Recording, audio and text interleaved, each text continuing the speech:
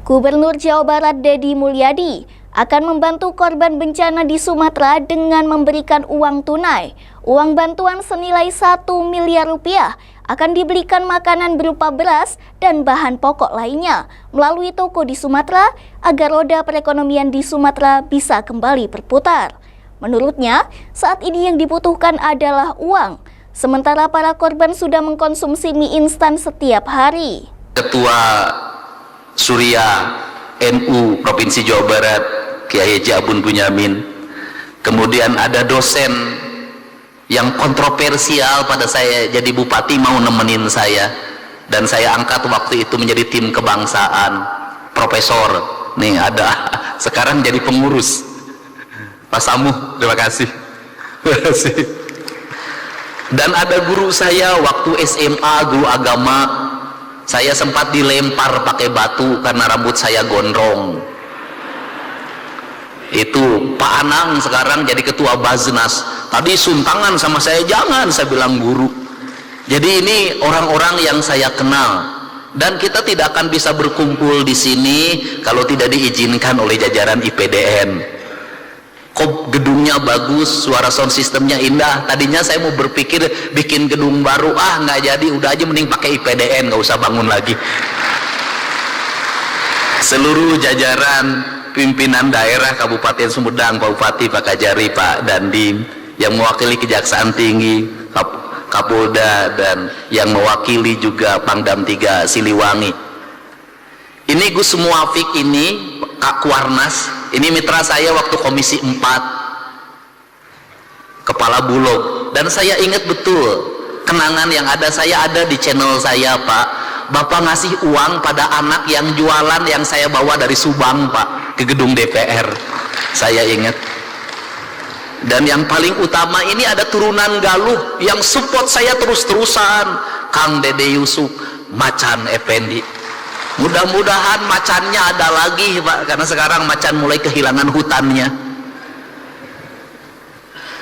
Semua yang hadir, saya mohon maaf kalau tidak bisa menyebutkan satu persatu ketua PGRI Jawa Barat. 1 miliarnya nanti kita akan bawa lagi ke Sumatera, dan kita nggak usah membeli makanan dari sini, nggak usah beli beras dari sini, kita bawa uang, Pak, karena yang diperlukan oleh pengungsi hari ini adalah uang. Toko sudah mulai buka, warung sudah mulai buka, yang tidak punya adalah mereka uang. Kalau mereka makan mie tiap hari terus juga kasihan juga. Nanti kita bawa uang dibagikan agar ekonominya muter. Cara saya menyikapi sesuatu pakai kitab. Kitabnya itu ada dalam pikiran dan perasaan saya. Saya selalu meyakini bahwa bisikan yang terbaik dalam hidup itu adalah bisikan hati yang terjaga dari puasa. Itu prinsip.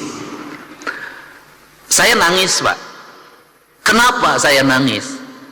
Ada hal yang harus dibicarakan oleh kita. Kita tiap hari ngomong tentang Negara Kesatuan Republik Indonesia.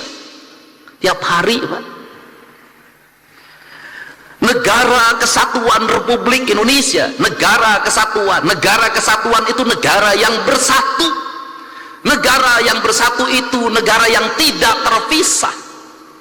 Dalam kerangka pemahaman Gus Muafik ada dua hal di situ. Ada Tuhan ketika tunggal, ada Tuhan ketika jamak.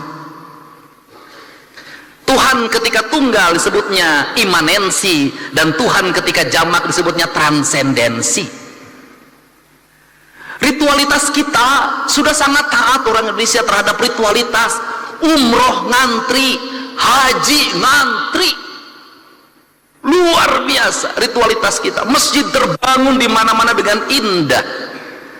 Tetapi ada dua hal yang hilang, tercerabut dalam tradisi agama kita, adalah kita mencintai Tuhan tapi lupa terhadap hukum Tuhan. Hukum Tuhan yang benar, yang tidak perlu ditafsirkan, yang tidak melahirkan mazhab, yang tidak melahirkan kelompok, yang tidak melahirkan ormas, adalah hukum alam. Hukum matahari tidak akan pernah berubah. Hukum tanah tidak akan pernah berubah. Hukumnya air tidak akan berubah. Hukumnya udara tidak akan pernah berubah. Tidak perlu pakai tafsir. Karena tidak perlu pakai tafsir.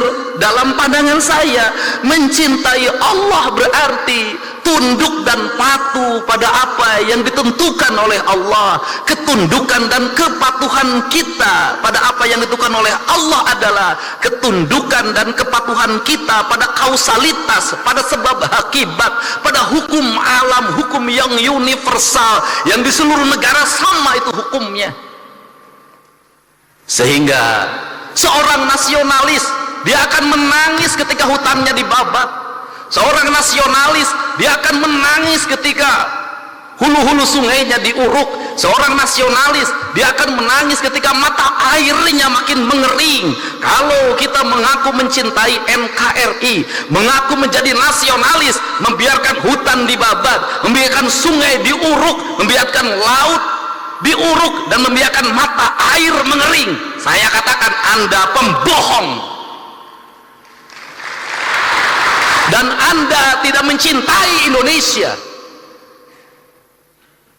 Saya secara pribadi hari ini anak-anak muda Kak Warnas mulai posting di media sosial, mereka menggugat, Pak.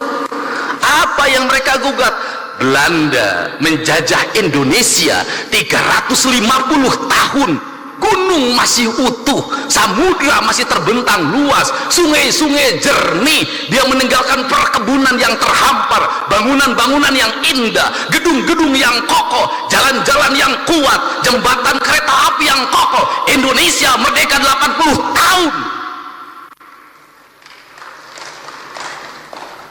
Gunung gundul, sungai keruh, hutang menggunung, bangunan-bangunan hampir tidak ada yang berkualitas, jalan-jalan mudah rusak, jembatan mudah roboh. Pertanyaannya adalah, siapa yang penjajah itu?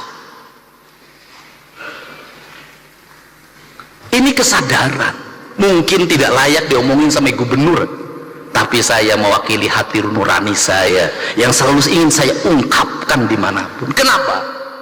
Ini problem bangsa, dan kebiasaan kita ini adalah ketika bencana kita ribut melakukan perbaikan, tapi nanti ketika sudah musim kemarau lagi lupa lagi, berbuat lagi. Kenapa saya ngomong begini?